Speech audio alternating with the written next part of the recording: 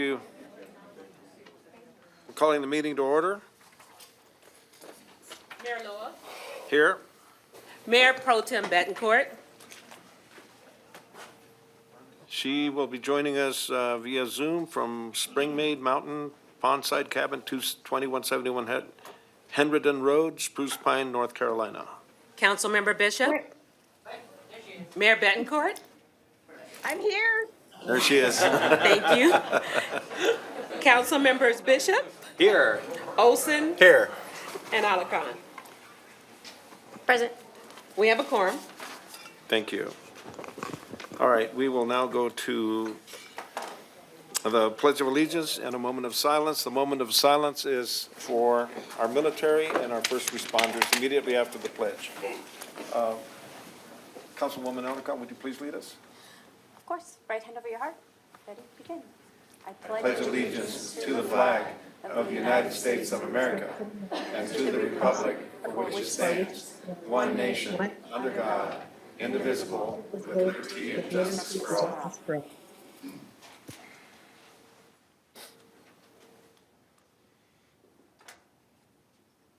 Thank you.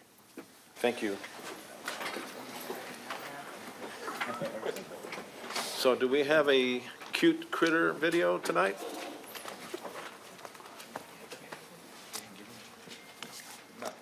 Not tonight? Okay, so we'll skip that part. We're going on to item 4.1, presentations, update from Parks and Recreation.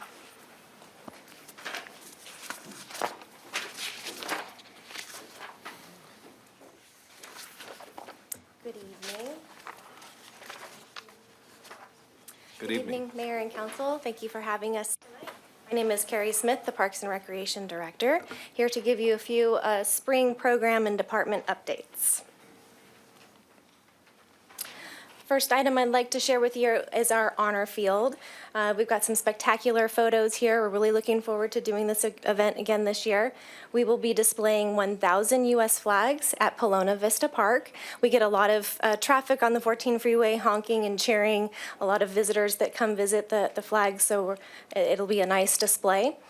We have 1,000 flags, U.S. flags, and we'll also have flags with the thin blue line and thin red line this year for those that would like to recognize the police and fire responders. The benefits that we raise will benefit several of our local veteran organizations. Flags went on sale on March 4th. And we have veteran groups that have been participating in organizing this event since the start, and they include Vets for Veterans, Coffee for Vets, Point Man AV, VFW 3000, VFW 3552, American Legion 348, AV Veterans Community Action Coalition, that one's a mouthful, and Antelope Valley Boots on the Ground Alliance. We have posters and flyers available at our office, so those that would like to share word about this event, please contact Parks and Recreation. We're happy to provide you with those materials. The display will open on Wednesday, May 21st at 6 a.m. We will have an opening ceremony at 10 a.m. The display will be open. We will have staff there 9 to 5 every day to help find flags. We'll conclude on Memorial Day with a ceremony on May 26th at 11 a.m.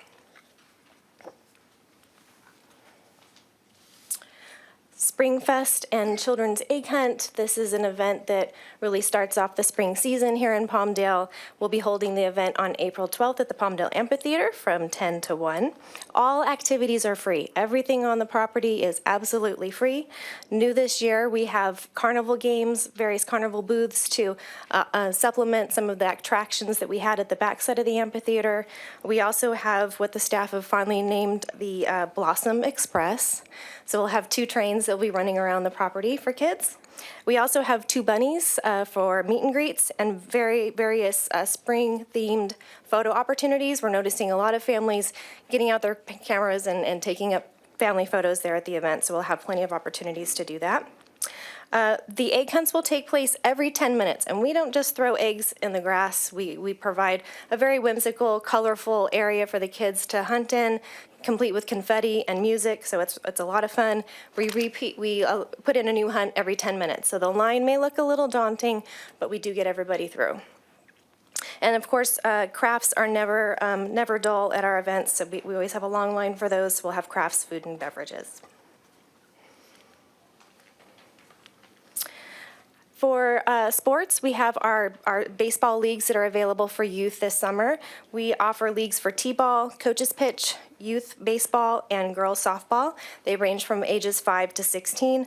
All of the practices and games take place at the Best of the West softball complex, which is a really great venue for kids to play in. A lot of amenities there at the complex that kind of remark to a professional stadium, so it's an exciting place for them to play. The league includes a 12-game schedule, jersey, cap, trophy, and picture package. Games will begin on April 12th. We have about 300 youth that participate in our baseball leagues each year. Over the year, we use coaches to lead our youth teams. So throughout 1 year, we have 250 coaching opportunities for our youth players. So we really are reliant on our residents to step forward and help to lead these young people. And thankfully, we've got a great team of individuals who are willing to do that. And that equates to approximately 10,000 service hours per year. So it's a great effort that they provide to support our youth. Our part-time staff, wanted to mention our team here as well. They are really the driving force behind Parks and Recreation. They're the ones interfacing with the public on a daily basis. They're implementing our services and programs. We are going through our interview and onboarding phase right now to hire for the summer. We anticipate filling 150 vacancies for the summer, so that's really exciting. Our retention is also something I wanted to mention. Our retention rate is excellent. We have about 60% of our employees that have worked with us for 3 years or more. So that equates to our employees enjoy working here, they enjoy the work that they're doing, they enjoy giving to our community, and they in turn provide better customer service because of the tenure that they've had with the city. In asking some of our employees, what are your career plans? What are your dreams? Some of the answers we got were, we want to be a nurse, ASL interpreter, realtor, aerospace industry, teacher, but many of them also express a desire to remain with the city. Certainly some obtain full-time jobs with Parks and Recreation, but we're seeing more and more part-time recreation employees obtain full-time jobs in other departments, which I think is really exciting. We see them in the city manager's office, housing, maintenance, economic development, to name a few. And finally, Charlie and the Chocolate Factory. We do a musical every year in partnership with Palmdale Repertory Theater. We wouldn't be able to do the musical without their assistance. They provide a lot of support, so I want to recognize them. The show will open on March 28th. We will have 8 performances. And what's great about this particular show is we have 12 youth performers. So we're really excited to have them on stage.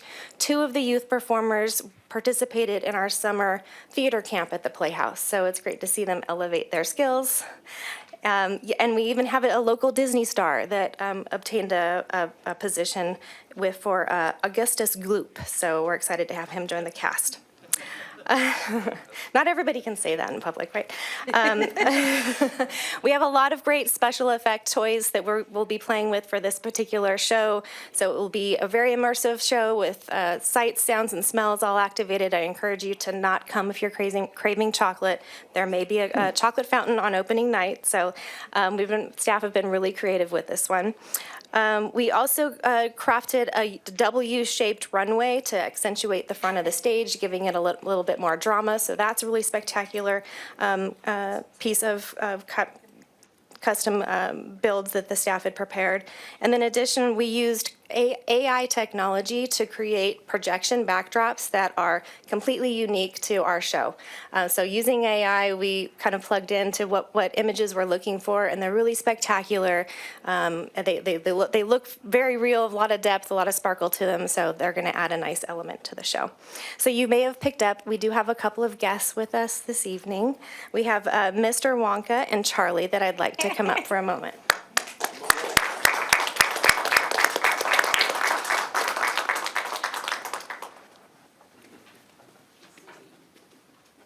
Thank you very much. Good evening. We're here to bring your attention to an amazing event happening just a short distance away out your front door in a place that's been referred to as a jewel in the desert, the Palmdale Playhouse. Sorry. Where are my manners? Let me introduce myself. My name is Willy Wonka, inventor, dreamer, and chocolate maker. And this, standing next to me, is my quite talented protege, Charlie Bucket. Say hello, Charlie. Hi, everyone. It's so great to be here. So great to have you here. Together, along with more than 50 of Palmdale's finest citizens, artists, craftsmen, performers, Oompa Loompas, we have been working tirelessly to transform the Playhouse into a world of magic and wonder that must be believed to be seen. And now the air is alive with excitement, anticipation, and the scent of possibility, and perhaps just a hint of chocolate.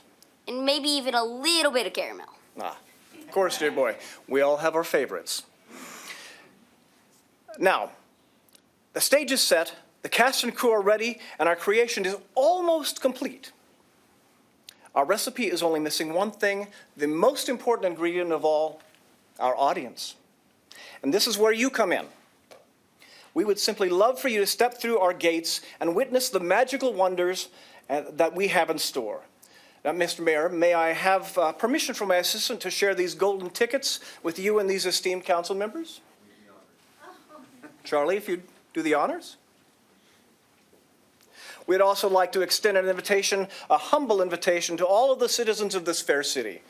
The Playhouse awaits, and so does a world of pure imagination. Isn't that right, Charlie? It's going to be amazing.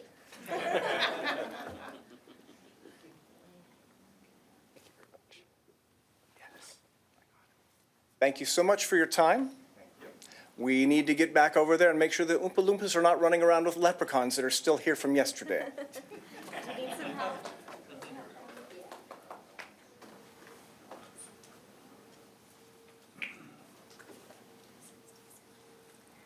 Any comment from council members? Ms. Betancourt, any comment on this subject? Thank you very much. Thank you for being here. Mr. Bishop, any comment? Yes, I'd just like to give kudos to our Parks and Rec department and staff. Thank you. Carrie, thank you for your leadership over many, many years. Thank you. Most people, I believe, in their cities, the most contact they'll probably have with their city is through the Parks Department. And you and your team do an excellent job representing us and putting on events for the community. So for that, I'm thankful. Thank you very Appreciate it. much. Thank you. Ms. Alarcon? I just want to echo that. I think there's so much programming that you offer to our youth in this community and all the joy that you bring year-round, whether it's Springfest, at the amphitheater, the Playhouse, whether it's the holiday season. You guys do a remarkable job in bringing joy to the Antelope Valley, specifically the city of Palmdale. Charlie and the Chocolate Factory is one of my favorite books as a kid. Good. I always wanted a golden ticket, so thank you for giving me my golden ticket. Very Thank good. you. Mr. Olson? No, thank you so much for that. What the Parks Department is amazing. I think we've shown from the dais that we want to prioritize our parks. We've invested a lot of money into our parks, and it's because we have full and faith in you and your staff, and it's what the community deserves. So thank you for everything you do. Absolutely, thank you. Ms. Betancourt? I just want to say thank you to the great job that you guys are doing. You make Palmdale a wonderful, wonderful place. I'm proud to represent Palmdale and to have staff like you putting things together for our community because Palmdale just gets better and better. Thanks for all that you and your staff do. Thank you. Thank you, Ms. Betancourt. And for myself, I echo and everything that's been said, but you indicated in the first event where we're going to have at Palomino Vista Park, the flag display, that it's free. And I just want to remind everyone, Yes. and I make a point of this every time, it's because of the taxpayers. Yes. Because of the great taxpayers, they have supported us in these measures, and we want to return to the community in every way possible, starting from the parks and going to public security, that all of our residents are going to be receiving something because of the great investment that they make every single day, because taxes are paid every single day. But thank you so much. It's a wonderful presentation, and I believe it's going to be a great success all around. Yeah, it's my pleasure. It's a passion for all of us, and we're fortunate to have found it, and we wouldn't be where we're at without your support and city manager's support, so thank you very much. Thank you very much.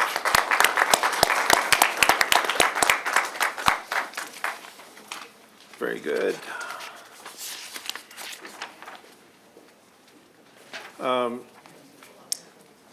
Mr. Mendez, are there any items to be pulled from the agenda?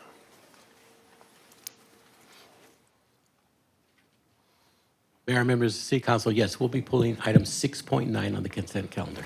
Very good, thank you. Anything else? Well, that is it. Yes, you We, look like you're uh, anxious to say something. We do have a recommendation of an added item. It Okay. would be 612 as a walk-on item. Well, first I'll explain. It has to do with repairing the Dry Town pool. There is some leaks, and further analysis found some other structural issues. This is all pretty fresh information, which is why we're adding it. We want to get to it as soon as possible.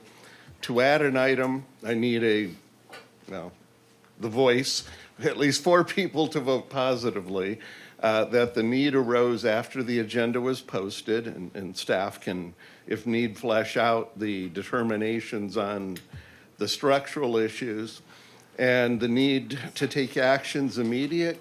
Summer's coming close. Once you start opening up structures, you don't know what you're going to find. So staff would like to proceed now rather than from the next meeting. So with your indulgence, if you wish to add item 612, which is awarding construction agreement with Ultimate Pool Remodeling for Dry Town Water Park Pool Leak Detection Repair, Replaster, and Tile Repair Project for a total not to exceed $373,615 for 30 working days from the notice date to proceed. If it is your pleasure, we would like a vote to add it. Do we make the vote to add now, or do we wait until we get to that point? Well, you're going to be having it in consent calendar, which is coming up Okay. soon. Very good, Can- so is there a motion? Well, before we introduce the motion, may I get staff? I don't understand exactly why the matter arose subsequent to the posting of the agenda Sure. and why it requires immediate, because we could have added it within 24 hours as a special agendized meeting so that people are aware that it was happening. Did something sounds- happen in the last 24 hours? So, The council needs to make a finding that the matter arose subsequent to the posting of the agenda and that the matter requires immediate action. So I just want understanding as to when this arose and why it needs immediate action, like today. Councilmember, we just got wind of the severity of the leak within the last 24 hours. We knew there was a leak. We were hoping to bring it to the council meeting, the next council meeting, first council meeting we have in April. But due to the severity of the leak that we found out yesterday, we would like to rush this project and get started. As what the city attorney has mentioned, time is of the essence, and every day matters for us. Okay. If it's a public safety issue and it happened just like yesterday, okay. that's perfectly All right, fine. Thank you. I Thank you, I Ms. had one Allen. quick question. Is this an existing contractor that we've already worked with? No, it isn't. Okay. Yeah, it's a new, we went out to bid Okay, entirely for. we're gonna get to all that. I think right now what's appropriate is a motion to add item 6.12 to the agenda. Is there a motion to add this item? I'll make a motion to add it. Okay, Mr. Bishop, is there a second? I'll second it. We still have Okay, one Ms. follow-up Alarcon question. seconds. Okay, call Okay. for the question. Roll Is there any call vote. further Oh. discussion? Yes. So, well, I think Okay, hold on a Councilmember sec- Bishop hold had on a a second. question All that right. you didn't allow him to answer. Okay. I'll ask during the consent. Yeah, we're gonna get to that when we get to the agenda item. All right, Okay. Mayor Loa, yes. Mayor Pro Tem Bettencourt, Yes? Council Members Bishop, Yes. Olson. Yes. And Alarcon. Yes. Okay, thank you so much. Motion passes unanimously. All right, so at this moment, we're going to ask Madam Clerk to please play the public comment code of conduct and read the public participation statement. Ladies and gentlemen, may I please have your attention? The meeting of the Palmdale City Council is now in order. A code of conduct will now be read, and we request that you comply with it to ensure the efficient administration of the meeting. Members of the public, it is your right to participate in today's City Council meeting, and the Council encourages such participation. However, the right of the public to address the council must be balanced with the need to ensure that public comment does not interfere with the orderly course of the council's business. All are reminded to abide by the following rules. Speakers must cease speaking immediately when their time has ended. Public comment on agenda items must relate to the subject matter of that item. General public comment is limited to subjects within the jurisdiction of the council. Public comment does not include the right to engage in a dialogue with council members or staff. Please remain respectful of the forum and refrain from uttering, writing, or displaying profane, personal, threatening, derogatory, demeaning, or other abusive statements towards the council, any member thereof, staff, or any other person. Members of the audience should be respectful of the views expressed by speakers, staff, and council members, and may not excessively clap, cheer, whistle, or otherwise disrupt the orderly conduct of the meeting. Any person engaging in conduct that disrupts the meeting is subject to being removed from the council meeting. Finally, if you witness conduct or behavior by other members of the public that disrupts your ability to remain engaged or participate in this meeting, please notify city staff. Thank you for your cooperation. Now is the time for public comments on Section 6, items 6.1 through 6.12 in its entirety, and Section 12.1, closed session items. Now's the time for public comment. I do want to note for the record that we received 2 public comments in favor of item 6.3 from Mr. Little and Mr. Kwan. Are there We any have speakers? Jason Zink. Mr. Zink.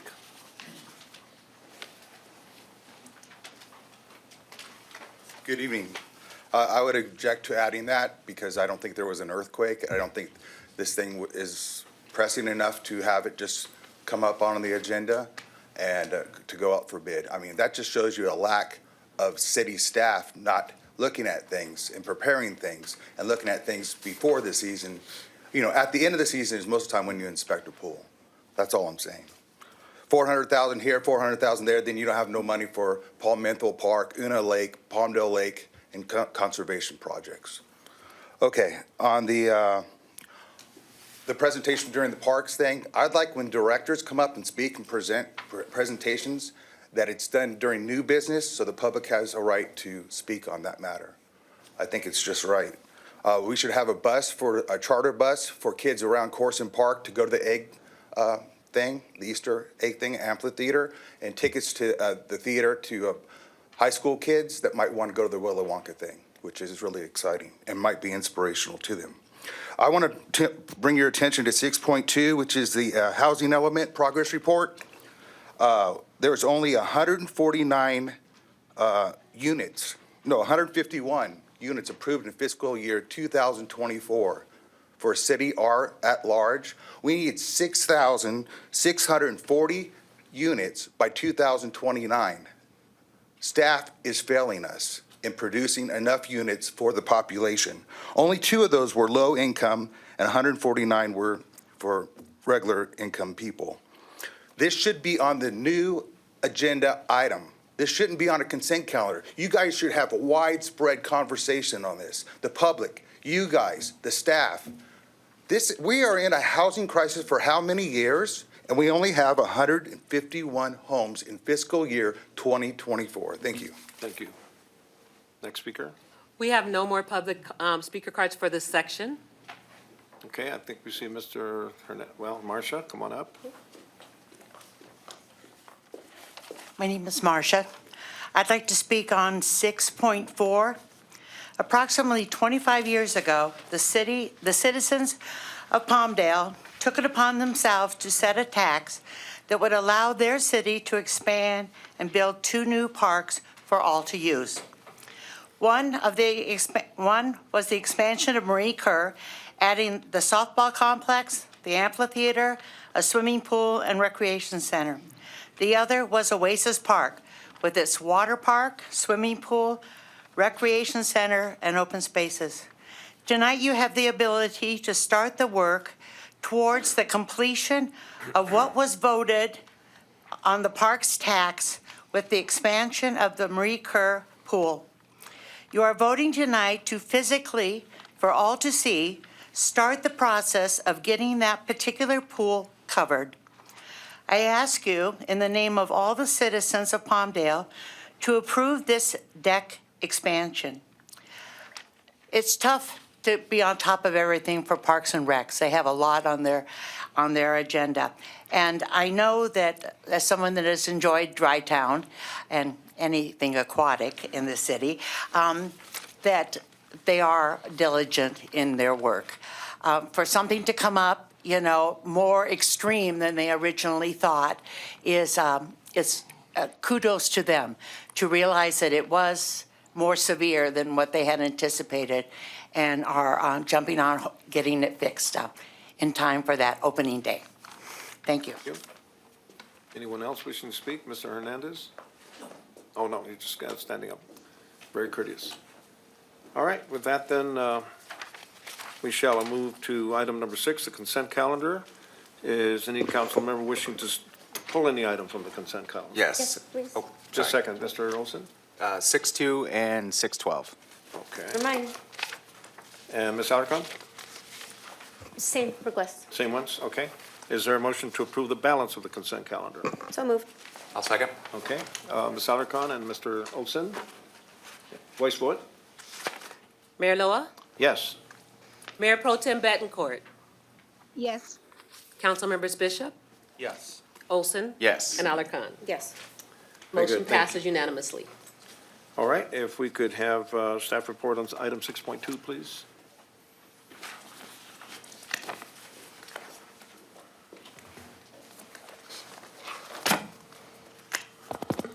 Good evening, Mayor, Mayor Pro Tem, and members of the City Council. Government Code Section 65400 requires that all California cities provide an annual housing element progress report to the Governor's Office of Planning Research and the California Department of Housing and Community Development, HCD. The intent is to report the city's progress in meeting its share of the Regional Housing Needs Assessment, commonly known as RHNA. A total of 6,640 units were allocated to the city of Palmdale during the sixth cycle RHNA allocation plan, which covers the planning period of October 2021 to October 2029. For the calendar year 2024, 151 housing units were issued a certificate of occupancy.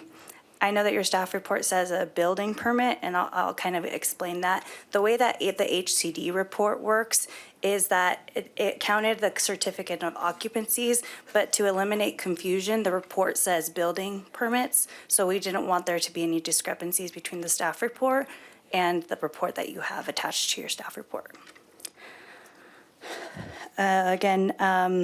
Of the 6,640 units assigned, 759 have been completed and 5,881 remain. Staff recommends that the council receive and file the summary of the 2024 Annual Housing Element Progress Report and directs staff to file the report with HCD.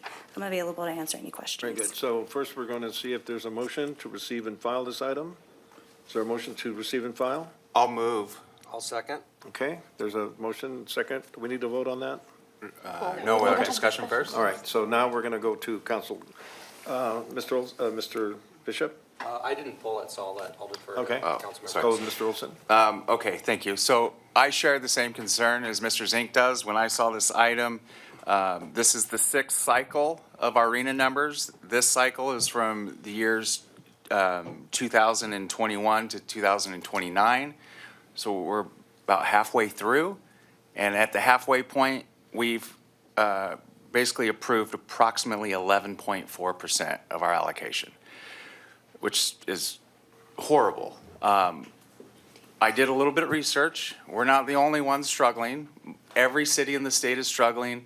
The surrounding cities in the high desert are struggling just like the rest of us.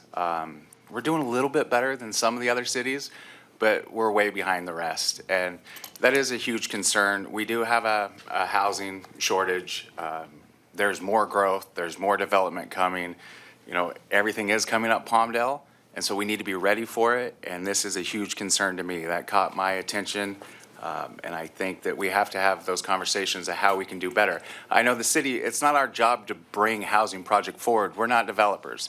we have to set the conditions. And so I guess I'm looking for future conversations on how we can improve the condition setting, how we can make this process better and attract more development, because we got to do better than 11% at the halfway point.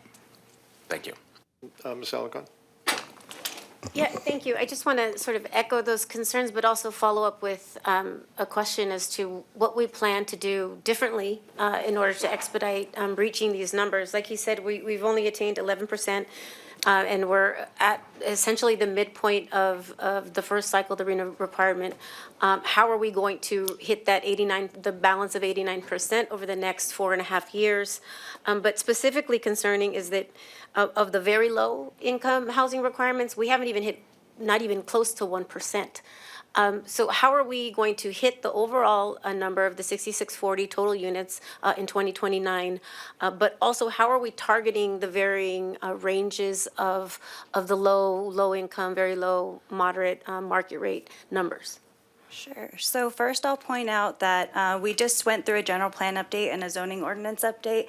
And through that process, we also allocated property within the RN3 zone to kind of fill in that missing middle that we were doing. So we've already done a lot by making sure that our zoning maps and our general plan does facilitate the need for housing. And when picking those sites, we picked sites or areas that had a lot of infill development. So that means they're under 5 acres. They have not as much CEQA to go through. So we're doing everything we can on our end to facilitate those kinds of projects. I do also want to point out that to date, I believe we have about 30 pre-applications. I would say about 15 to 20% of those are usually pre-applications for low-income housing. Usually what happens is we'll review them, we'll give them comments, and then it's up to them at that point to make a business decision on if it pencils for them. So we do everything that we can to facilitate those projects. So typically, when you get a pre-application, so you say you've got 30, as you said, how many of them actually follow through with the next step? It varies. I would say maybe 10 to 15% by the end of the year. So a very small margin. Is there anything that you see as sort of one of the bigger obstacles in having these people move forward into step 2? I would say the biggest obstacles is they usually want to go very tall, which requires elevators, so that drives up the expenses for the development. This is sort of food for thought for you guys to go back to. Is there anything that we could do as a council in terms of maybe adjusting, making modifications to our general plan to make these projects, if we've got 3 pre-applications in the pike now, to make them more viable projects so that they can actually be realized, so that we could, ideally attain our RENA goals, on a faster basis? Sure, we could definitely look into that. So maybe next year when you come back or maybe even mid-year, you can come back with some ideas on how we can potentially revise our general plan to accommodate some of these applications. If you see trends in some of the requests, maybe we can think sort of creatively on how we can be much more friendly to these folks that clearly have some interest here, but we maybe just need to tweak a few of our requirements so that they can move forward and end up building their housing developments here. Okay, thank you so much. Mr. Bishop? Yeah, I too would like to express the same concerns over the lack of housing that we have and the numbers, the challenging numbers we have. But I also want to express the fact that I know the development's coming. We all do. We've got lots of land. It's very affordable, and Santa Clarita's running out of space. So I'm a big believer of that. We're the next stop, and there's going to be a lot of housing around the corner. But I also want to express the fact that as this housing comes, we need to make sure we've got adequate jobs and employment opportunities, because I'm sure a lot of people drive around and they notice freeways are kind of full, roads are full. So I think as we continue to grow and develop this city, we want to do it responsibly and make sure that as we keep building homes and places for people to live, that there's matched employment opportunities as well, so that we can try to keep these people off the freeway and off that commute, et cetera. Sure, and one thing I'd like to point out, and then I'll close here, is this doesn't account for tentative maps that have been approved. So those don't technically have units that have been entitled because they have to go through the subdivision development plan process. We do have a housing map available that I'll make sure to provide to the Assistant City Manager to distribute to you guys. But we have quite a lot of housing in the pipeline. This is just a snapshot in time of 1 year. So unfortunately, it doesn't capture everything we have going on in Palmdale. Yeah, stand by. Ms. Betancourt, any comment or question? No, I just want to say I agree with Austin that we've got to be very cognizant of, as we build houses, we've got to make sure the infrastructure can support the population with the schools, medical care, hospitals, and that type of thing. So we have to do it as a bundle. We can't just do housing without hospitals and without schools. So I'm hoping staff is going to work really closely with the developers to make sure all those things happen at the same time. And my comment would be that our obligation is to remove restraints against housing. We have just passed the general plan here recently. I think we've done everything possible to remove restraints and to set conditions that would be conducive to developers coming and building the housing. We don't build the housing. This is up to developers to come and do that. But perhaps one of the things that we could do as a city is to promote our city in terms of attracting developers to come here, because we have the land, we have the conditions, we've removed the restraints, but I think we need to do more outreach to bring people from wherever to develop housing here in our city. Okay? With that, then, we'll call for the question. Mayor Loa, Yes. Mayor Pro Tem Betancourt, Yes. Council Members Bishop, Yes. Olson. Yes. And Alarcon. Yes. Motion passes unanimously. Thank you, Ms. Magana. Okay, Ms. Alarcon, you pulled 6.12. We'll start with you. I think Mr. Olson pulled both of them, but I'd be happy to lead off. I don't know if staff wants to come back. This is the pools one, right? 6.12? So I just want to sort of dovetail off of our initial comments. My concern is that we're sort of moving expeditiously on an over $300,000 project. How was this bid? Was this sole source awarded? Do we already have a pre-selected sort of on-call contractor list that we're pulling from? I mean, can you just talk to me about the process and into how we, in the past 24 hours, this came to the council and how we selected the proposed contractor? Sure, thank you for the question. This project has already been programmed. We knew there was a leak, but not as severe. So we did go through the proper procurement process, went out to bid back in February, and then opened bid in March. And we already had it queued up for award in April, but because of the severity, we wanted to see if we can push it through and buy us 2 more weeks because of what we found out.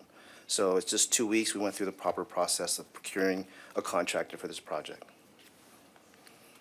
Okay, Mr. Bishop? Yeah, I briefly went through the staff report here. It looks like we're looking to award it to Ultimate Pool Remodeling, and they came in about $100,000 less than the other bidder. Correct. Okay, and yeah, this looks like it went through all the correct bid procedures, and Drytown opens in 60 days, or about 2 months? In April, I mean, in May, correct, yeah. Okay, and this is on like the water slide in the pool area? Yes, it's the catch pool. That's So- where the leak is occurring, so when So it's it's where filled people up. come in, they come in hot? Correct, yeah. They're coming with some speed then, so it's, you know, it's a safety issue. Correct, so the leak was already determined back in last March, but the severity just became worse and worse. So we want to make sure we buy ourselves extra time to solve this problem. Okay, I see in everything here, it looks like it's been done accordingly and with diligence, so, yeah, I'm in agreeance with this. Mr. Olson? No, I think you satisfied my questions on how we got to this decision today. But, yeah, I guess the concern was that it came up so quickly without proper vetting, and I know emergencies happen, but next time, let's plan our emergencies better. Thank you. Ms. Betancourt? No comments, thank you. Okay, I just have one question. Is this a company that you've dealt with before?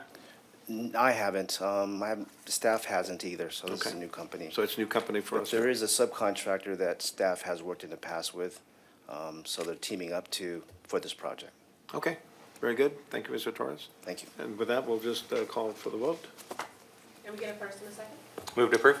I thought we already had a first and second originally, no? We added the item to the agenda, but nobody introduced a motion to adopt. Motion to approve, correct. Okay. You're right. Okay, First, second. okay. Mayor Loa, Yes. Mayor Pro Tem Betancourt, Yes, Council Members Bishop, Yes. Olson. Yes. And Alarcon. Yes. Motion passes unanimously. Very good, okay. So we'll now go to the public hearing, item 7.1. And we'll open the public hearing. And Madam Clerk, would you please read the title of ordinance number 1654 and resolution number CC 2025-020? An ordinance of the City Council of the City of Palmdale, California, approving zone change 24-0003, a request to modify the zone from neighborhood commercial to regional commercial for one parcel totaling approximately 6.08 acres located north of Avenue S, approximately 400 feet west of State Route 14. A resolution of the City Council of the City of Palmdale, California, approving General Plan Amendment 23-0002, Conditional Use Permit 24-0001, and Site Plan Review 24-0005, a request to modify Policy PSF 1-3 to also allow the use of private sewage disposal systems on non-residential land uses with only domestic discharge on property within the neighborhood commercial/regional, commercial general plan land use designation on property located along Avenue S between State Route 14 and Tierra Sabita Avenue, and modify the land use designation from neighborhood commercial to regional commercial to facilitate the construction of a fueling station that includes 24 fuel pumps and approximately 5,600 square foot convenience store with an on-site alternative wastewater treatment system located north of Avenue S, approximately 400 feet west of State Route 14, and adopt the mitigated negative declaration and mitigation monitoring and reporting program prepared for the project. Very good. At this moment, then, I need a motion and a second to introduce ordinance number 1654. Move to approve. Mr. Bishop, Second. second, Ms. Second. Alarcon. Okay, voice vote. All in favor? Aye. Aye. Ms. Bettencourt? Aye. Okay, very good. Any opposition? Hearing none. We will now call on Ms. Magaya to provide a staff report. Great, thank you. Hello again. The item before you includes a general plan amendment to modify a policy within the Public Facilities and Infrastructure chapter of the city's general plan to allow private septic systems within the neighborhood and regional commercial land use designations.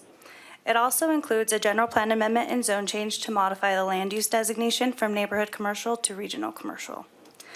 The modification to the general plan policy and the land use is necessary to facilitate the construction of a 10-island, 20-pump fueling station and a 5,600-foot convenience market, which will be occupied by Maverick, located on the north side of Avenue S, west of Avenue S and the 14 freeway. The convenience market and fueling station will be open 24 hours a day and have between 3 and 5 employees during each shift. It is important to note that Maverick will not sell alcohol or tobacco products.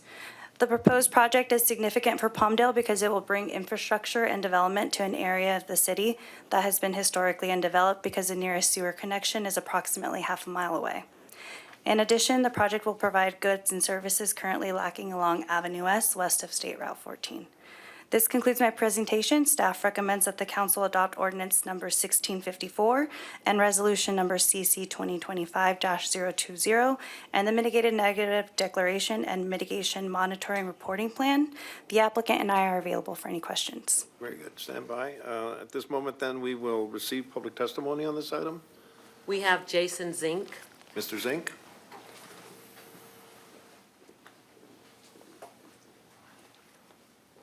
I personally don't have any problem with the project. My problem really is with the city of Palmdale and the way that they did this. There's no, on the public notice sign, there's no number on how to contact the developer of the project. For 50 years, Lancaster, every city has a developer's phone number, so a public person can contact them. That needs to be changed back to the old process. The other thing is, I went to Mike Behan, Louis Garibay, Rhonda Perez about including this area into the city's and county's infrastructure district to create a separate district for this area. Now we're doing all these improvements, see, and now we're not going to benefit from it because there's no district to capture it, to pay for the sewer. You see what I'm saying? There's no vision in this city. It's like, am I the only one that has vision? It always mind boggles me. that you guys are, I don't know, you guys have been doing this for a long time. Why don't you guys have the vision to include areas that need infrastructure? I would make staff say, what areas don't have sewer? And I want to see a map of it. And we're going to get this done, you know? There needs to be an east side of 4 Points infrastructure district with the county to bring sewer out there and to bring a railroad underpass under 60th Street East to Avenue T. I mean, there's a lot to do here. But the city staff should have also went to the adjoining property owners, vacant and approved ones, and said, let's sit down and just have a little lunch and have a meeting and talk about this. Instead of the owner of the flyaway place being upset. He feels like an outsider, yet he's been serving the community for decades. It's just, why do you guys care so much about new people but not the existing people? Like this gas station owner, the Quick gas station. You guys are bending over backwards for this Maverick station, but yet you guys won't approve. The city staff wouldn't approve and gave him the little small business gas station owner problems when he wants to redo it, make it nicer, improve the image. You know, it's just, it makes no sense to me, you guys. Thank you, Mr. Zink. No further speaker cards on this item. Very good. Then is there a motion and a second to adopt ordinance number 1654? And We resolution. introducing the motion or having council discussion? What's that? Yeah, we're going to have the motion and then we'll have discussion. Okay. Wait, the owner of the flyway has something. Just a second. Oh, okay. Come on up, sir. Sorry, I did. You're My good. name is Tom Miller, Antelope Express, soon to be AV Truck Stop. We're directly across the street from the Maverick. I don't have a problem with the septic system. Matter of fact, the city of Palmdale fought me in 2004, tried to block my project. The regime at that time was very brutal, and they said, you cannot have a septic system, and we're going to block it if they were trying to annex some property. Anyway, we move forward and we have a septic system. And I think it's great for Avenue S to have the septic system there because it's going to open that area up a little bit. I'd like to see it grow as well.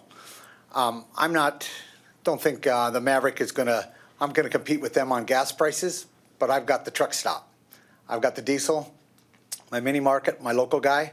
He's been there 15 years. He's got the tobacco license and the liquor license.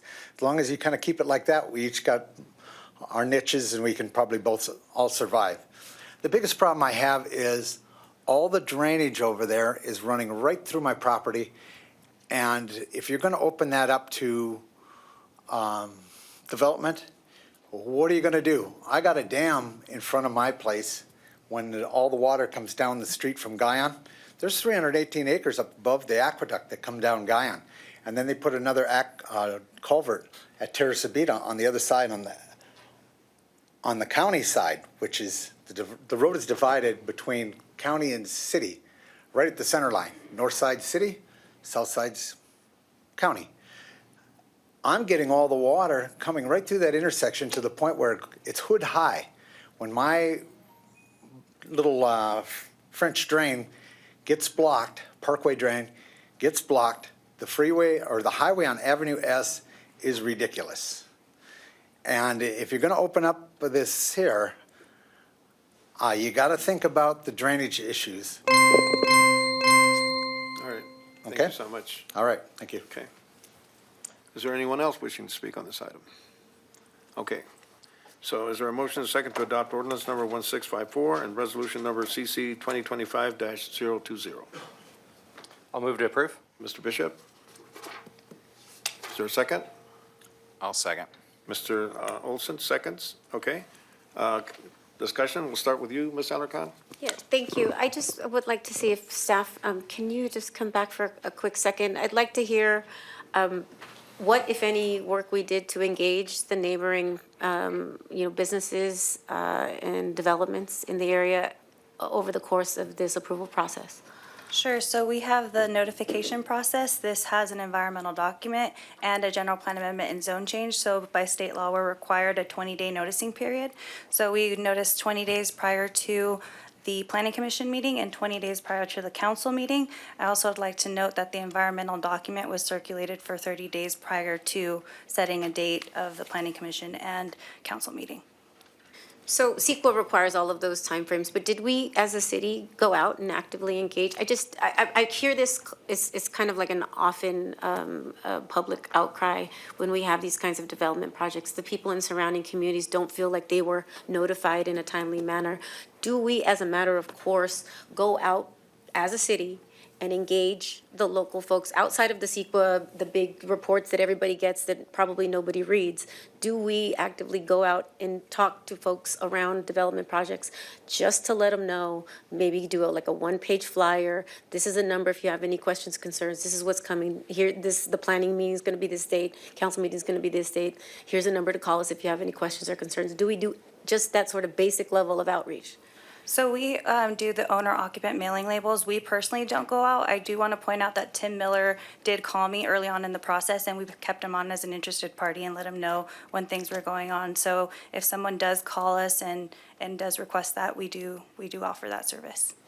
So I don't intend on impeding this project moving forward. I just would really like to sort of impress upon the team that it really, really is critical. I know we sort of check all the boxes in terms of CEQA and all of these other requirements, but it really is imperative to sort of go out and put a face to the names of the neighboring areas in whatever development project we're working on, whether it's this one or any other type of commercial project. We've really got to go out and talk to folks and engage them with, maybe just set up a little community meeting to just get their opinion. If nobody comes, okay, fine, but at least we created the opportunity for people to talk in the location where it's going to be, so they don't have to come all the way to City Hall to express their concerns or to learn about the project that's coming forward. I just would like to see that be sort of part of the process moving forward in whatever we bring. I'm sure we'll look into that. Okay, Mr. Bishop? Thank you again. Have we done anything to look in mitigating some of the drainage issues? And yes? Yeah, so we have the applicant's team, the engineers here, and he can address some of those concerns. Okay, and real quick, Come on up, sir. State your name, please. Yes, my name is Farman Shear. I'm with Site Design Collaborative, civil engineers for Maverick. And as far as the drainage issue is concerned, our site is providing a stormwater mitigation measure that is required to retain the drainage from our site and what's draining from the north, the uphill portion of our site coming down. So although it's a very, I would say, relatively small portion of the tributary or the drainage area that is draining across the street, our project should help improve. And I believe that as developments along Avenue S on the north side come in, it should, with the drainage and stormwater requirements that are already in place, they would help reduce the amount of runoff that goes across the street. So we're doing our part, and we're going to retain for 100-year storm event. And so our project should, with the addition of the also widening the road and installing the curb and gutter along the street.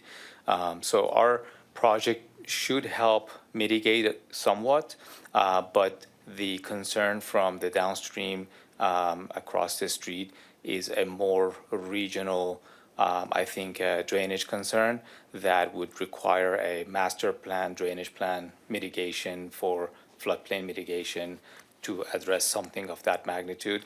But our project should help to some extent mitigate at least what's coming from our site across the street. Okay.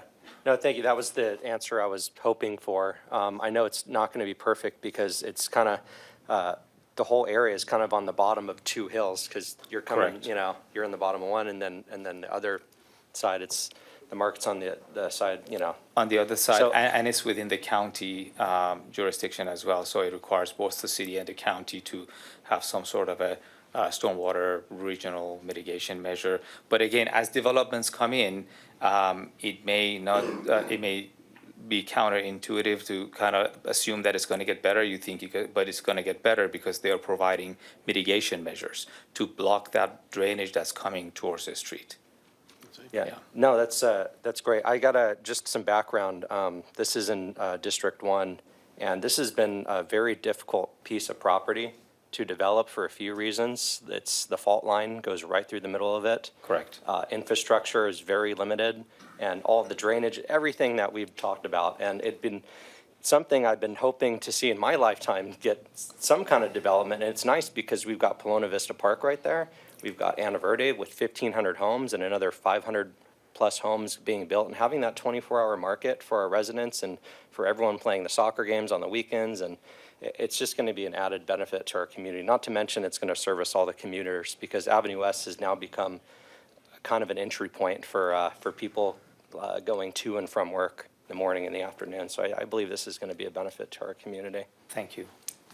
Mr. Olson? Yeah, I mean, I have questions and concerns, but not from the applicant.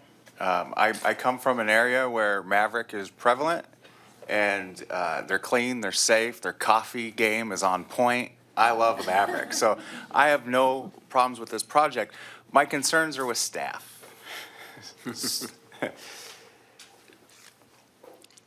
We get 4 general plan amendments a year. Yes. How many is this? This will be the third. The 3rd in March. So now we have 1 left for the rest of the year. I don't like that. I think we knew about this when we considered the last general plan amendment, and we can take on more than 1 at a time. Because now we're in a tough spot. We have projects and applicants that want general plan amendments, but now they'll have to wait, and they'll have to wait too long, and they're not getting the changes they need. And that's really unfortunate, and I hope that we never do that again. Okay, Ms. Bettencourt? Hi there. First, I want to tell you guys that if I have a delay, my feed keeps freezing, so I'm just catching up. But I have concerns about the drainage, and I was hoping that somebody from the city can meet with the owner of that property and see what we can do from the city side to assist in that. I don't think it's going to get better. I think we need to do some assistance to make sure that that doesn't become an even worse problem. If we could do that, that would be great. Thank you. Very good. Ms. Alarcon, do you have any questions of the applicant? Okay, thank you very much. Let's see, Mr. Curley? Sir. In terms of the number of amendments to the general plan, is that something we could address through a change in that particular thing? Possibly, unlikely, but possibly. Because we're a charter city, we could look to see if such a thing could be done. Typically, general plan is not viewed as municipal concern, but it's viewed as a matter of statewide concern. As noted by Councilman Olson, when you do a general plan amendment, you're allowed, in essence, 4 opportunities a year, but at each one, you could have more than 1. So you could have 20 general plan amendments stacked up for that one. We've got arguably 1 left, so we will guard it with great treasure and compile everything available into it. Okay, let's do that. Because I agree with Mr. Olson, there's a lot coming down. There's a lot in the pipeline, and we don't want to be constrained because we are a limitation on the number of amendments we can do to the general plan. So we're now at number 4, and as you pointed out, we're already, basically, we're in March. And, okay, with that then, we will call for the vote to adopt ordinance number 1654 and resolution number 2025-020. Mayor Loa? Yes. Mayor Pro Tem Bettencourt? Yes. Council members Olson? Yes. Bishop? Yes. And Alarcon? Yes. Motion passes unanimously. Very good. Thank you. All right. 7.2, that's adopt resolution number CC 2025-023. We will now open the public hearing. Madam Clerk, would you please read the title of resolution number CC 2025-023? A resolution of the City Council of the City of Palmdale ordering the vacation of portions of 8th Street East, south of Rancho Vista Boulevard, north of East Avenue P8, and the reservation of the utility easements therein. Very good. We shall ask the staff to bring a report forward. Mr. Torres? Good evening again. This item for your consideration tonight is related to the vacation of portions of 8th Street East, south of Rancho Vista Boulevard, and north of East Avenue P8. Back on March 2024, Covington Development Partners, LLC, applied for a street vacation as part of their new commercial development located along 8th Street East. The applicant requested vacation of the portion of the existing right-of-way previously dedicated for street improvements as part of the former auto storage development. During the entitlement process, the Covington new development, off-street improvement, and site access were reviewed. It was determined that the previously dedicated right turn lane and one driveway along 8th Street East were no longer necessary. On February 18th, 2025, City Council adopted Resolution Number CC 2025-009, declaring the intent to conduct a public hearing for this proposed street vacation. There's no fiscal impact to this city as a result of this action. This concludes my presentation. Answer any questions you may have. Very good. First, we will receive public testimony. Is there any public testimony? Anyone wishes to speak? No public speaker cards on this item, Mayor. Okay, very good. So then a motion and a second to adopt resolution number CC 2025-023. I'll move. Second? Mr. Olson, Mr. Bishop. All right, let's start with Mr. Austin Bishop. Oh. Council discussion? No, Anything? nothing. Okay.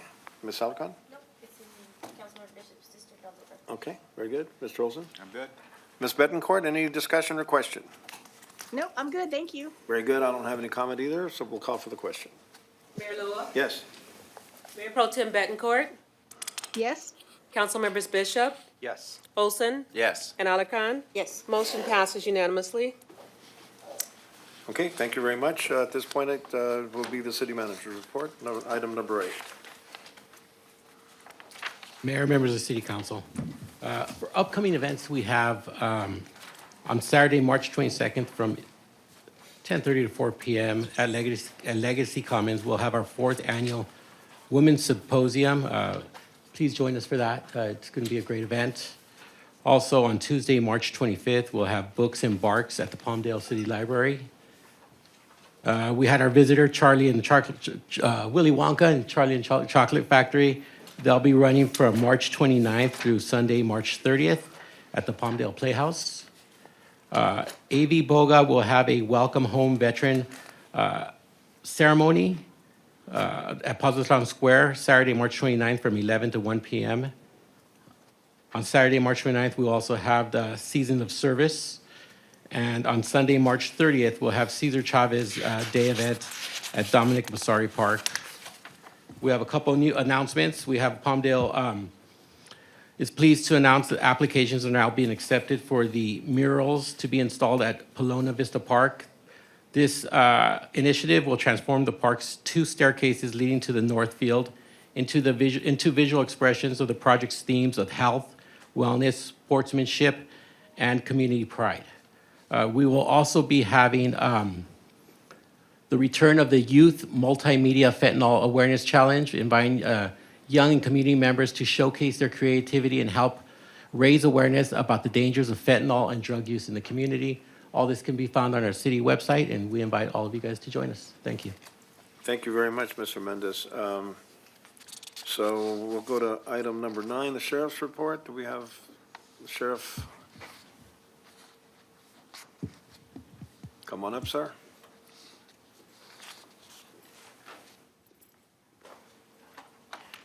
Good evening, Mayor Loa and the council. For the month of February, our average response times to routine calls was 114 minutes, and we handled 3,471 calls for service. We continued our partnership with the city's public safety staff, with CSOs handling 286 incidents and writing 116 reports. Based on preliminary data, we were averaging 322 Part 1 crimes per month, which is up 2% compared to last year.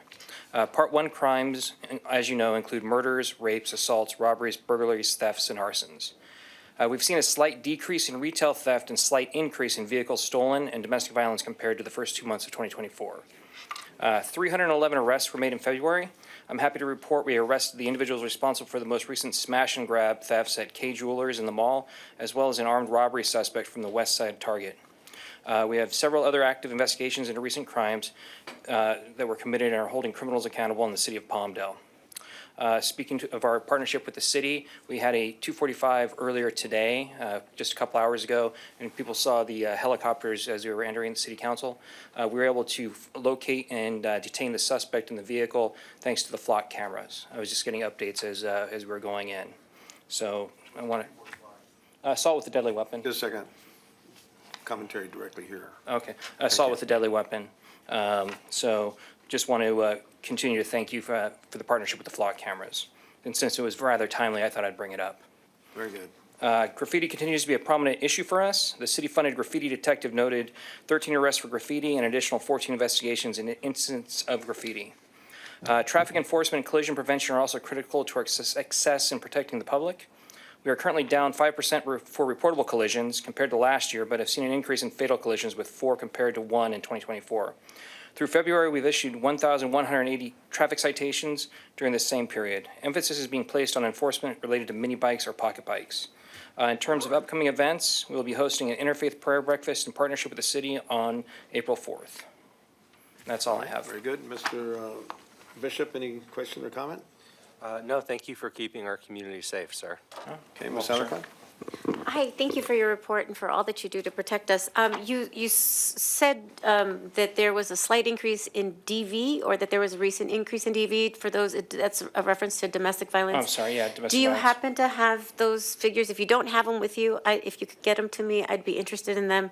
We're getting ready to walk into our council annual retreat. One of our priorities that we've set for this city on an annual basis is the establishment of the first domestic violence shelter in the city of Palmdale. Okay. I find it reprehensible that anybody has to make a choice of staying in a violent home or living on the streets, and we should have beds accessible to those experiencing domestic violence. But if you could get me some of the recent trends in domestic violence numbers, Yeah. that would be very helpful. Yeah, not a problem. I will make a note of that, and because I don't have the exact figures here, and I will I'll get with our Detective Bureau lieutenant and get those numbers to you. All right? Perfect. Thank you very much. Thank you. Mr. Olson?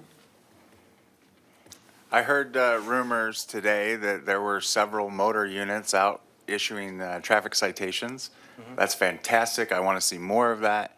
The speeds in this city are excessive. It's too dangerous. People are getting killed. One of my complaints, I don't have many with the sheriff's department, and I know you're understaffed, but I want to see more traffic enforcement. So that was good news. Thank you for that.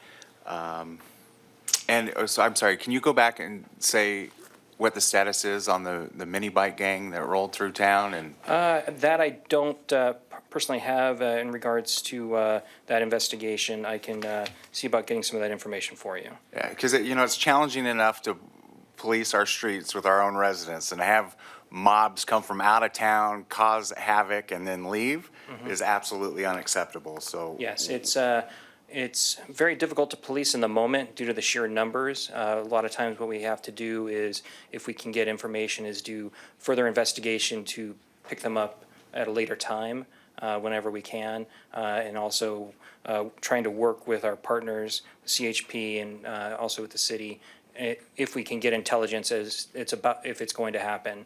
When we get intelligence for that, we try to set up operations. But when these things are set up spontaneous, it seems to us, it's very hard to manage in the moment, especially on a weekend. So. Very good. Ms. Betancourt, any comment or question? No, sir.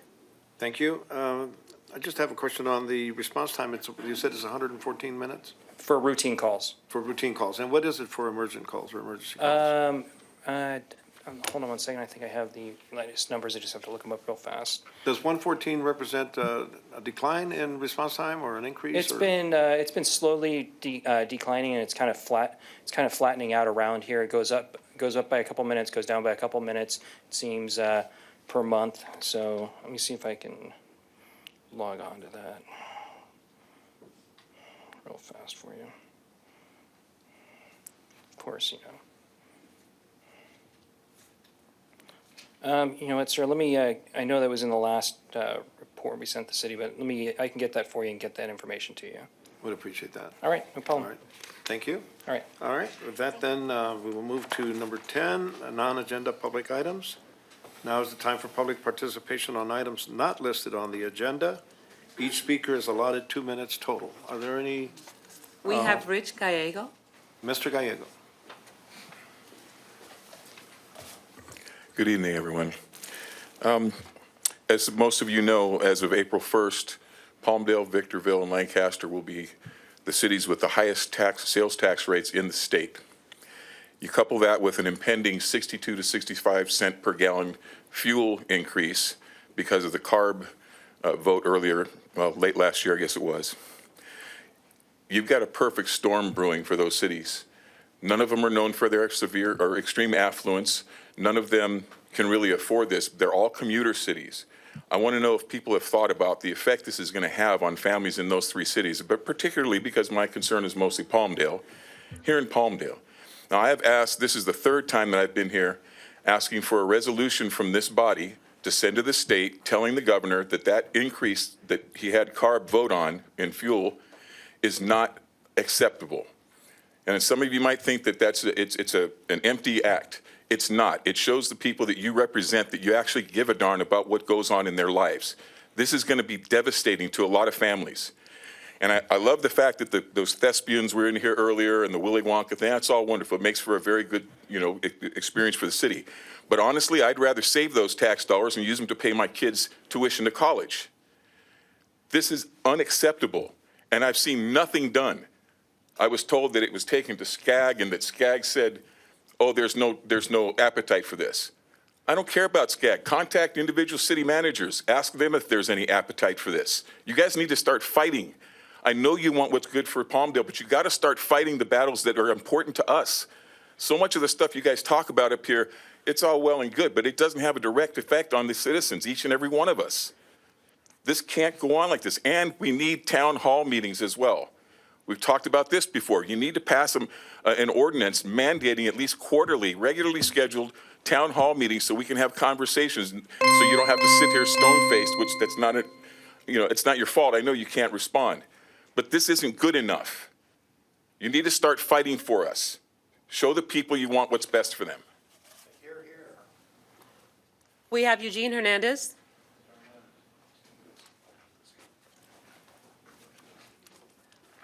Eugene Hernandez, Antelope Valley Green Party. I'm glad that the city manager mentioned an event honoring Cesar Chavez. Also, in March is also the anniversary of the 1968 Chicano High School walkouts. 15,000 students walked out. But I wanted to correct one thing. People have the misunderstanding that Cesar Chavez is the first one who organized farm workers, and that's far from the truth.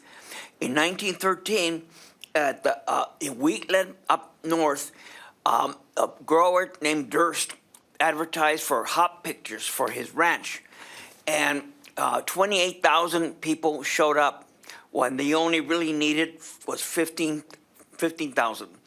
And what he did was not provide any toilet facilities, so the ranch was a filthy mess. He didn't provide any water, but he let his brother open a lemonade stand, and they charged the workers. He also cheated the workers out of their wages by saying they cannot get paid until they stay the full season. So consequently, the workers, under the guidance of the Industrial Workers of the World, the Wobblies, had a mass meeting, and the grower Durst brought in the sheriff's deputies, and they caused a riot in which 4 people were killed. And of course, the person who paid the penalty for this riot was 2 members of the IWW Wobblies who were sentenced to 20 years in prison. And as you may know, you see the movie Grapes of Wrath, that was about the Pixley strike in 1933 of the cotton workers. And so there was a lot more labor activity that people should associate with farm workers than just Cesar Chavez. Thank you very much. We have Missions Accomplished, Inc.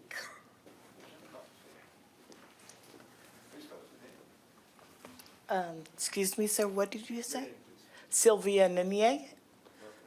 I'm the founder of Missions Accomplished, Inc. The reason why I'm here tonight, I was directed by Cities International in Washington DC to come to the council to speak to you guys about a collaboration with Missions Accomplished, Inc. with a city that is in Nigeria, and I have the chief, from the town in Nigeria, just so you guys can see that he's here and available. And we have letters from the state government, the local government, the Catholic organization in that town that is ready to work with us. And we are actually located here in Palmdale and want to also do events that can, give back to the people of Palmdale. Said? Yes, I do have some letters You here. can give them to City Clerk there. If I and, could real quick, they have a minute. What is Missions Accomplished, Inc.? What do you guys do? We do missions, medical missions. We do medical missions. Last year, we did a medical mission to Nigeria. We took doctors and nurses from the United States back, and we saw 2,500 patients. And we were able to decide, all the things that were needed, and that's part of the reasons, why I came here today, was to see how we could collaborate with the businesses, with the medical facilities in Palmdale to, be able to foster, those things. We have done the medical mission. We have taken care of widows in Nigeria because in Nigeria, for example, they don't have Social Security and all this stuff we have here. All right, thank you very much, ma'am. So you can hand the letters over to Ms. Thank you. Jason Zink. Mr. Zink? We should have 3 minutes. We need to go back to the old days. The city manager is in over her head. This is reckless for there to be 3 general plan things already done and 1 left. So the gas station guy who wants to do his general plan to improve you see what I'm saying? This is reckless. Rhonda Perez is in over her head. We need a new city manager, as was promised by you guys. Bishop, you understand what I'm saying? Why couldn't the city go with the flyaway in Maverick? Mr. Zink, direct your Okay. comments to me, please. And Thank walk you. the properties and look at the flood thing. Why couldn't Taurus, the public works director, do that? There's something going on here. There's such a disconnect between the city and the residents. This is the twilight zone. This is what I call Palmdale, the twilight zone. You're right.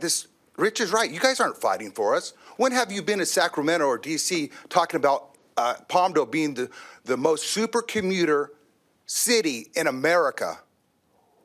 I've gone to the Lancaster City Council twice and lobbied them to create an opportunity zone, a super commuter opportunity zone in the Trump tax plan before it's approved. It'd be easy to do an overlapping state, federal, and county opportunity zone to get these 100,000 people off the freeway, to help them. Anything, a small business owner benefits from opportunity zones, to the largest business owner benefits from an opportunity zone. Housing, I can solve the housing problem. Have you guys asked me? I'm here to help you guys. I'm not here to hurt you. This is my hometown. I could create 1,000 units overnight. The biggest problem with Palmdale and Antelope Valley is we're redlined by the banks. They can't get money. That's what you need to be working on. Invite me, Loa, and I'll make things happen for this city. Thank you. Mr. Zink. We have Bruce Flores.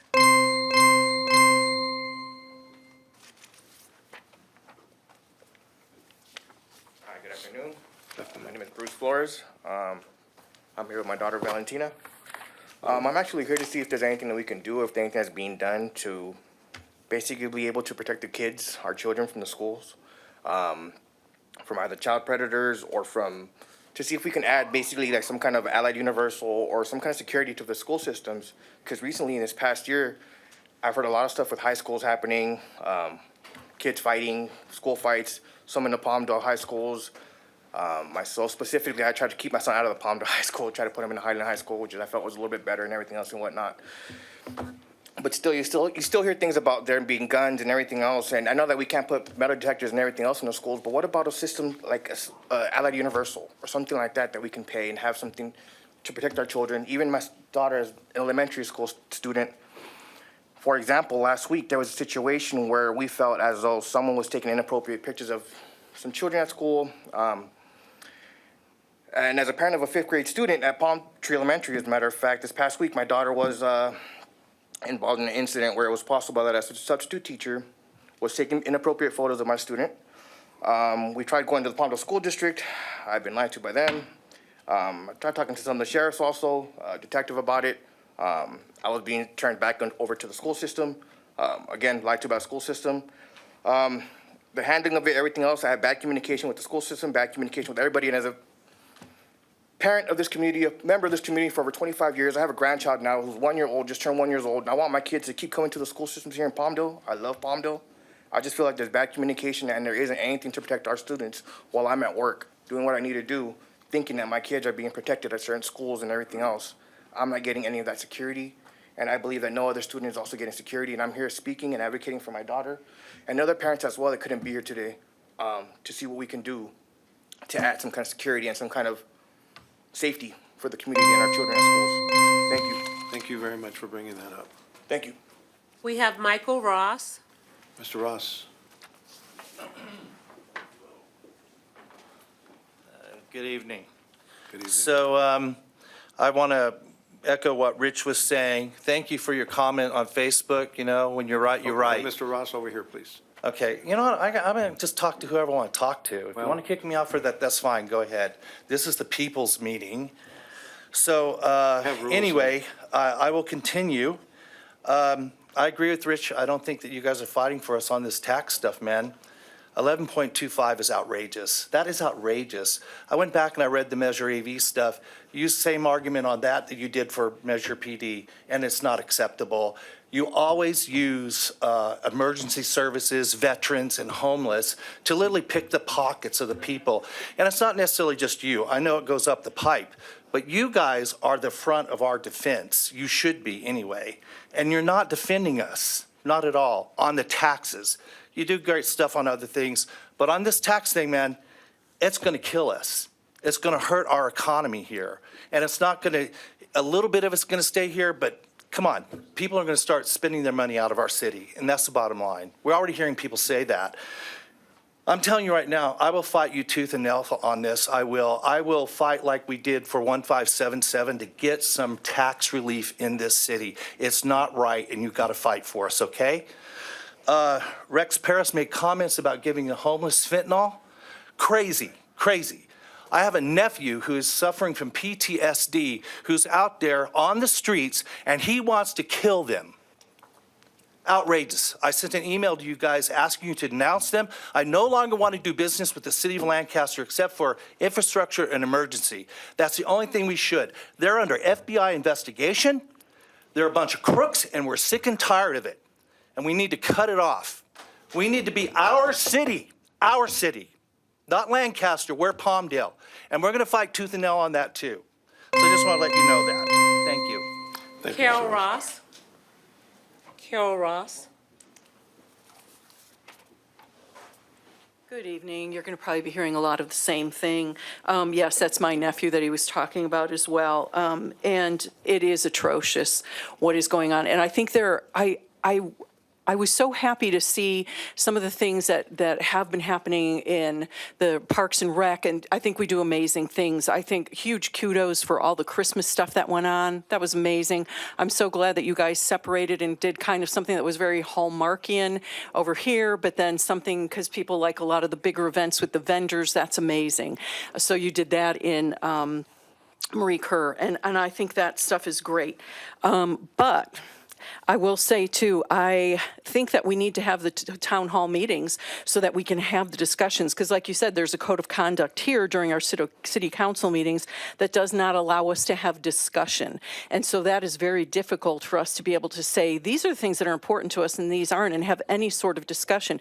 I agree wholeheartedly with Ms. Alarcon when she said about some of the projects and, some of the things that were on earlier, I don't know if it was 6.2 or whatever, but that, the staff can go through and check off boxes. Oh, according to county or state, we're doing all of these things, but how much are you actually engaging with the community? So I want to throw that back on the city council. How much are you engaging with the community?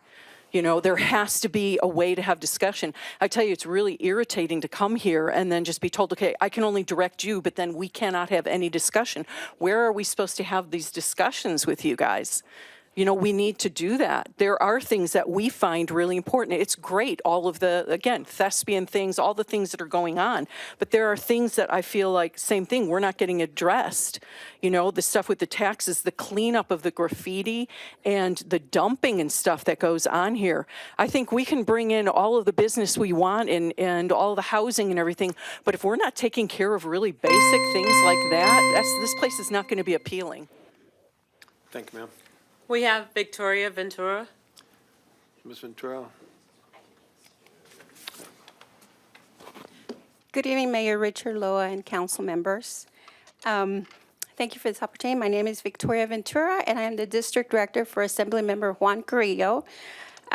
Mayor Richard Loa, you share with us tonight that you want to remove the strains to build more homes, right? Because we are in a crisis of having a shortage for homes. I want to let you know tonight that Assemblymember Juan Carrillo is also committed to do that. And he wants to focus and work with the city of Palmdale to remove those strains.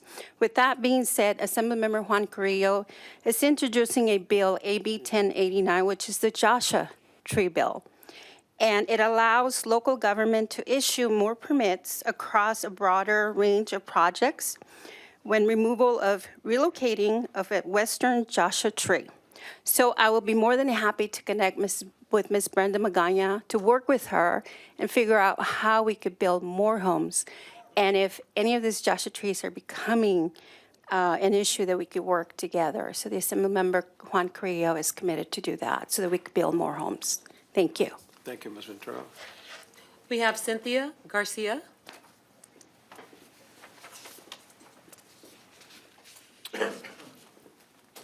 Hello, my name is Cynthia Garcia. Hi, Mayor and City Council. I'm usually on the side taking the notes. I wanted to come tonight to thank the phenomenal team of the graffiti removal team and also code enforcement. But I do feel we need to do a better campaign for letting people know they can text to have graffiti removed. I mean, they come out so fast. A couple times I've reported it and they've come back out.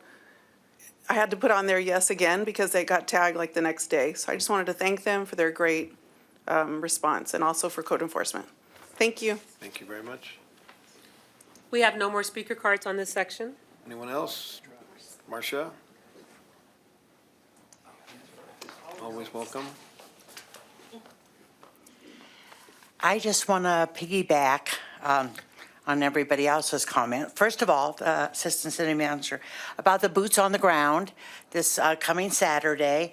It is open for the whole public, of course, but in the past, they've kind of centered on Vietnam veteran era veterans, but they're honoring all veterans. Of course, we should always honor all veterans, but this time and from now on, it's all veterans will be honored. And the ceremony starts at 11, but they will be set up and there will be organizations and people around, probably starting about 9:30 or 10 o'clock. So please, everybody can come, bring your children and see about those that stepped up when they didn't have to.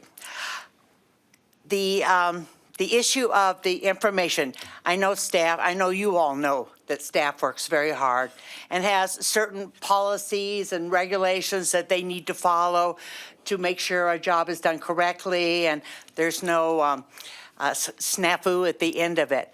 But when you ran for office, you went to your neighbors and you said, please vote for me. I am going to be representing you. Well, in the other side of the coin is, it is your job to inform them. It's cities, a staff's job to do their job, but you have a job too. You're in that seat because the people that live around you went to the ballot box and they voted for you. So it doesn't hurt you to go every month or two, not to a funsy, let's bring the bouncy house kind of event, even though that would be very nice, but to have a serious conversation, with an agenda and a non-agenda item at the end maybe, but let them know what's coming to their area so they can discuss it with you. Thank you. Thank you very much. Anyone else wishing to speak? All right. In that case, we will now move to item number 12, which is a presentation by the city attorney. And we have, You've got 11. what's that? Item 11. I'm sorry. I'm sorry, did I miss It's that? in your fold. It's council reports. Oh, yeah, okay. I don't see it here. It's in your fold. Council reports, okay, very good. Let's start with Mr. Bishop. I don't have a whole lot to report, but I just want to express the fact that I'm grateful to have a chance to serve. We've seen a lot of great growth here in the Antelope Valley. One of the items we voted on earlier was under new business was for the Covington development, and that's going to bring another 1 million square feet of development and hundreds more jobs. So the city is continuing to build and grow, and like we were speaking earlier, we want to make sure we grow it and build it responsibly. And request for future agenda items. I will ask the council if we do want to entertain having some other meetings other than council meetings where we can have more of an open dialogue and have a discussion with our residents and constituents. I think the time is now, and it's appropriate. Yep, I think that's good. Ms. Alarcon? Council reports, just a couple things. I think I want to say thank you to our city management team and to Mayor Loa. We, last week, I think to answer some of the questions in public comment, just last week, we spent the entire week in our nation's capital advocating for additional funding and much-needed projects and support from our national elected leaders. So thank you to Mayor Loa for leading our delegation. But yes, we are advocating, whether you see it, it's behind scenes or not, we are working for you guys tirelessly.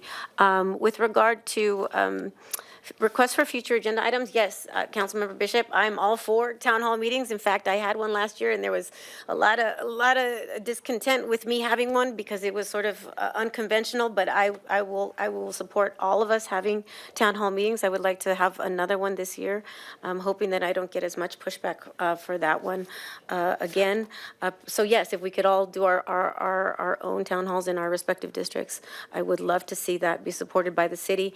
For a future agenda item, I would like to see, so yeah, I've said it several times, but I think that the public is right. We give 2 minutes for people to speak on the consent calendar, appointments, new business, and closed session.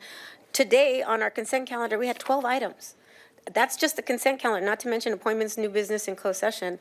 2 minutes is not enough to address 12 items on top of everything else. And then public comment on just, general issues of concern, 2 minutes. I think we've got to do a little bit more to encourage public participation. So I'd like to see if we could come back. One of the items we approved on our consent calendar was the final adjustment of our meetings from 7 p.m. to 5 p.m.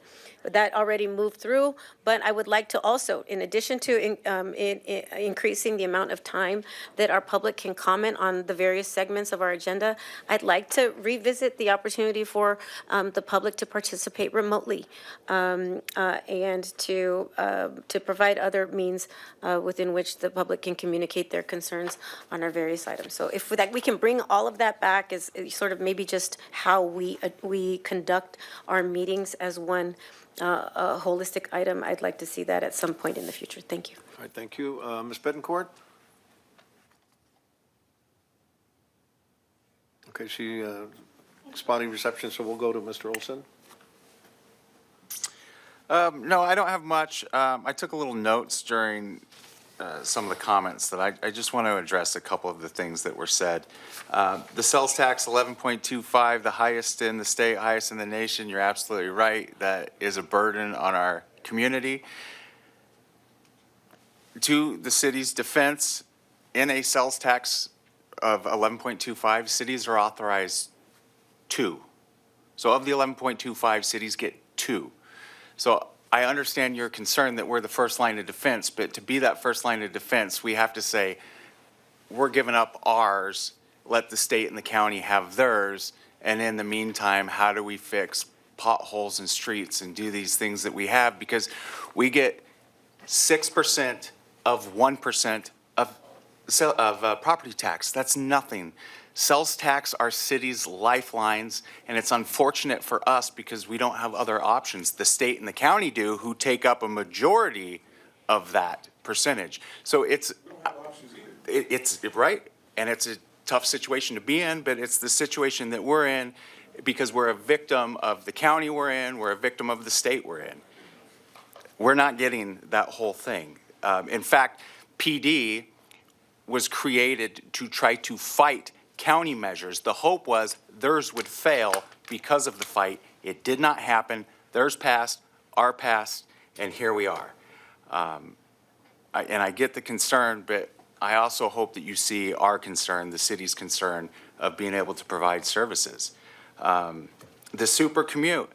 I just went to LA a couple weeks ago. I had a choice word for how I feel about that city and what the commuters have to go through to get there for the opportunity.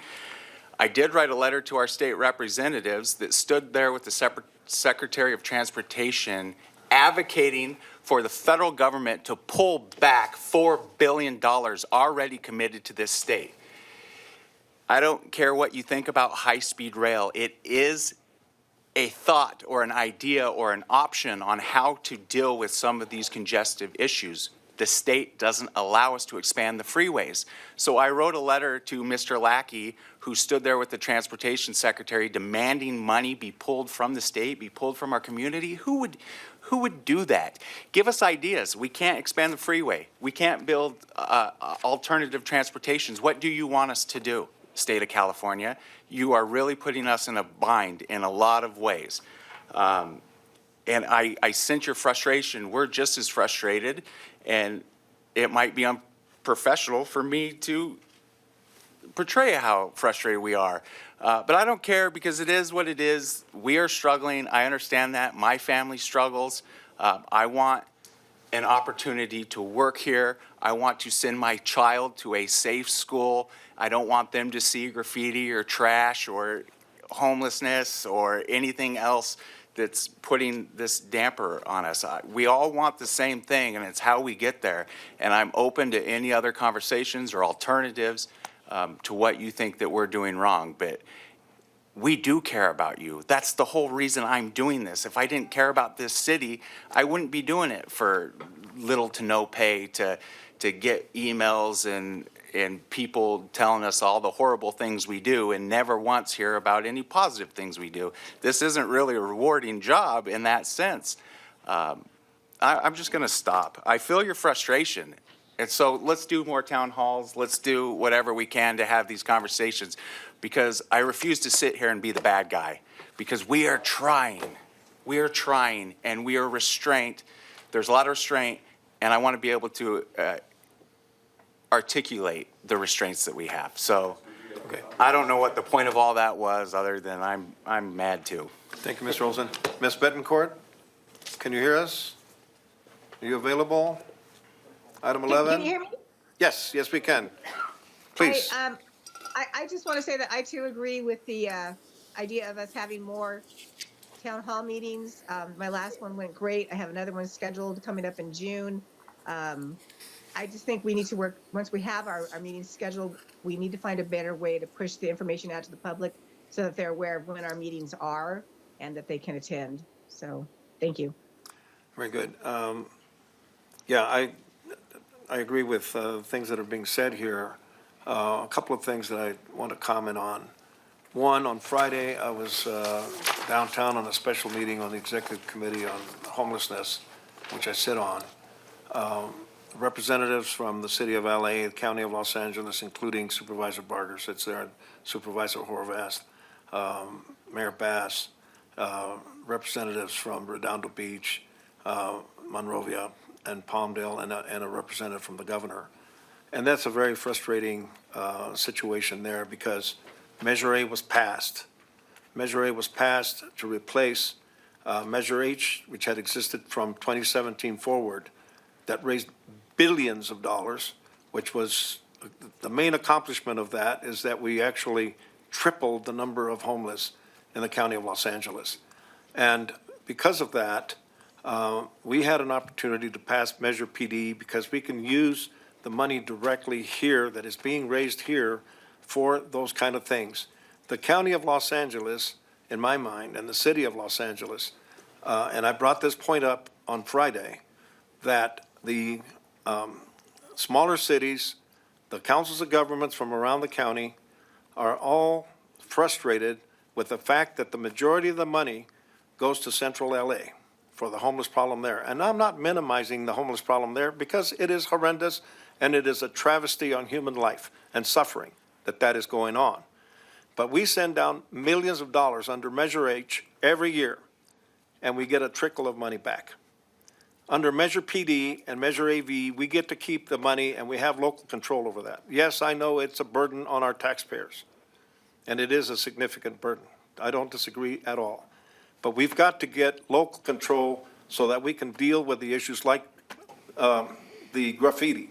When we have graffiti, and it's a daily struggle, as was pointed out a moment ago, you can go in there, clean it up, and the following day it's back again. One of the things that I have talked about, and I hope at some point we take some action on this, is that many times it's juveniles that are doing this. And we need to press the families of these juveniles because they know who they are, because oftentimes they graffiti the interior of their own homes. This is a fact. And so if any of these juveniles are caught, then we ought to get the parents of those people to make them responsible for the cleanup. We need to send the message out, graffiti is not to be tolerated in our city, along with crime and gangs and the rest of those things that make life miserable in other parts of the county. I think Palmdale still is a good place to live, and we want to make it better. So that's one of the issues that came up on Friday. We expressed our concern, the smaller cities in LA County, the councils of government, that Measure A, in terms of the policies of Measure H, is just nothing more than a continuation of the same policies. Are we just going to grow the homeless population even more? I can guarantee you one thing. The city of LA is going to clean up this homeless issue for the Olympics. And I'm wondering where they're going to send them. Well, they're not going to send them here. We will fight like hell on that issue. Because it would not be fair to our taxpayers here, our residents here in the city of Palmdale, and indeed in the Antelope Valley, that we're going to be carrying the burden because LA has a big homeless problem that they've not been able to deal with and simply have made it worse through their policies down there. So I agree, we should have a direct town hall meeting. I think we should do that as soon as possible. And we should consider the other items that were expressed today. All right, thank you. Can I just make two, Please, go ahead. two follow-ups since everybody was raising a variety of issues. Two quick things. One, it was said that this is a tough job and it's not very rewarding. I disagree. This is a tough job. It's not always easy to hear the sort of critical comments of the work that we do, but this is incredibly rewarding, and we have a lot of power to change people's lives. So I take this position incredibly seriously, and I'm thankful for every day that I have the opportunity to serve. It is rewarding for me. It may not be for others, but it is for me. I said in the sense that we get negative feedback and not positive feedback. That is not rewarding. That is what I said. That's the way I grow. Tell me how I could be better. I take that as positive feedback. In any case, my second point is, yes, our battle for the tax issue is a concern. Our battle is with the county. Do we get our fair share from the county? No. But our battle is with the county. It is not and should not be laid on the backs of the people of Palmdale. It's our job to fight the county, and we redirected that, and yes, that burden should not be on the people of Palmdale because they're struggling, and we need to have their backs, not lay more on their backs. Oh, I just want to make a, thank you for reminding me of a couple of things. Number one, when we were in Washington DC last week, our primary purpose was to engage our congressman. We did meet personally with Congressman Whiteside. I've got to say that I appreciate the fact that he has demonstrated a concern and support for our issues. We have been trying to construct a grade separation at Rancho Vista and Sierra Highway for the last at least 20, since I was on the council the first time, that was in 2001. Going forward, we've gone to Washington DC with a request that we get that grade separation. Why? Because it is a congested area. Yesterday, it was coming back from Lancaster towards Palmdale, and it was just back-to-back cars all the way from Lancaster all the way to Palmdale. We've been requesting that we get this grade separation to relieve that, because it is not just a local issue, and it is a local issue, but it's also a national defense issue, because most of the people that are going through that intersection are going towards our contractors at Plant 42. And we finally got a commitment in January of this year for $23 million that would allow us to get the acquisition of the land, to get that process started. And guess what? Right now, that money is on hold, right? So we met, Ms. Alarcon, myself, and other members of staff, met with Congressman Whiteside. We expressed that with Congressman Fong's staff, with Congressman Obonorte's staff from San Bernardino, and we also met with two representatives from the White House to express our concern that we need to have that grade separation built, because it is not only a matter of concern for our city, but it's a matter of safety as well. There have been several deaths there over the last few years, and multiple accidents because of that situation. So that's one of the reasons that we went back there to do that. And we also met with other people. We did get to hear from Vice President Vance, so that was a good part. So it was a productive meeting. I think that we worked very well together in terms of presenting our issues as convincingly as we possibly could, because we need to get this done.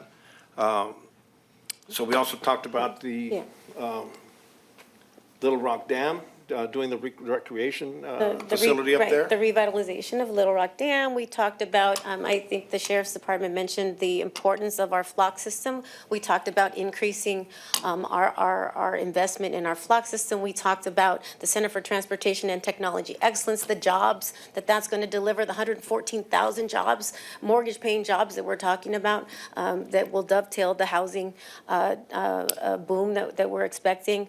We talked about the Barrel Springs Equestrian Center that we need funding for so that we can build those trails in the Tejon Park area, but a variety of other very important projects in the city of Palmdale that we laid to the steps of our capital. And I want to again underscore the partnership that Mayor Loa and I, that we had, and the energy and the synergy that we sort of explained to all of the Congress members, and it was well received, and I think we were effective, and I think we're going to be able to at some point in the very near future see some money come to fruition as a result of those meetings. So thank you. Yeah, and we need to keep an eye on what the administration is doing with respect to the money that was already awarded to the city of Palmdale, $23 million.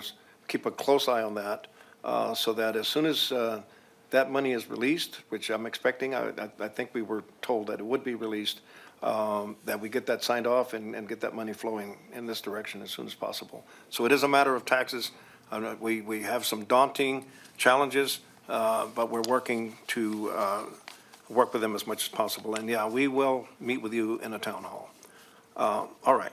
With that, then, we will go to presentation by the city attorney. Thank you, Mr. Mayor, members of the council and public. We have item 12.1, a properly agendized conference with legal counsel on existing litigation. And I'd like the council's indulgence to add a second closed session item. This would be under Government Code 54957 as referenced in 54954.5E. I would like to add public employee performance evaluation for the city manager.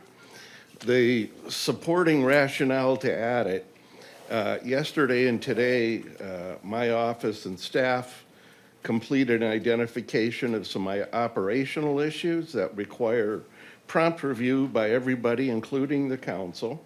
And because it does affect both day-to-day operations and implements best practices, I would like to add this and get council direction. All right. And So I think that's we my need story. to entertain a motion to add 12.2 to the agenda. It would require at least 4 votes on that.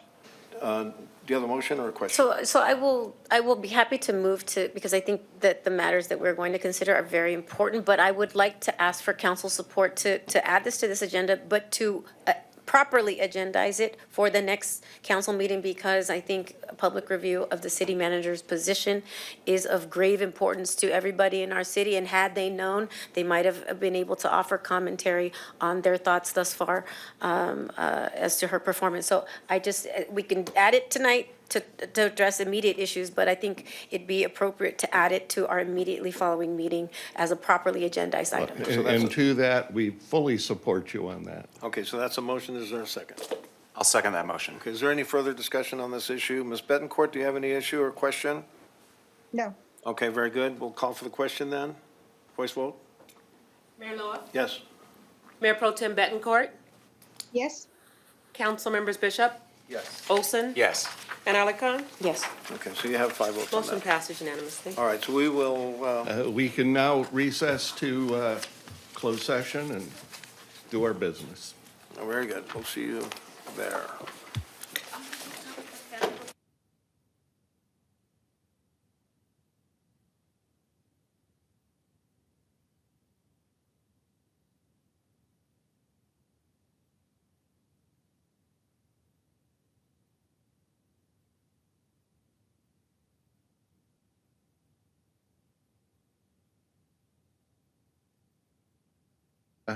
Staff and public that might still be attuned in.